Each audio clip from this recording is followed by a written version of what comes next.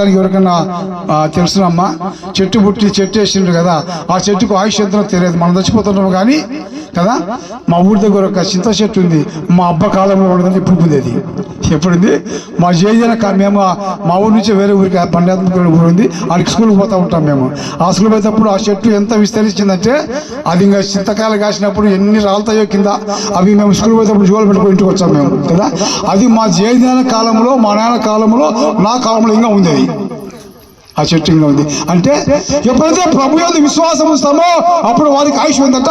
వృక్ష ఆయుష్వంతా నేనా, ఆయుష్ పొడిగించి నేను వాడిని ఆశీర్వదిస్తాడు. ఇది దేవుని యొక్క కృప.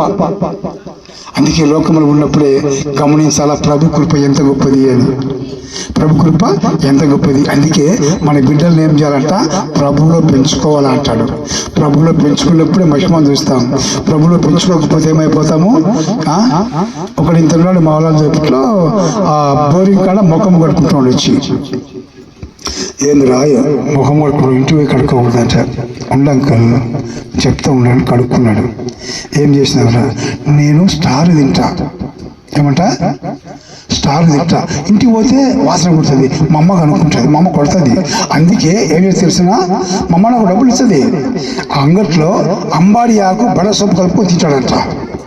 ఏమంట? అంబాడి ఆకు బడ సొప్పు కలుపుకొని తింటే ఆ స్టార్ వాసన రాదంట కదా.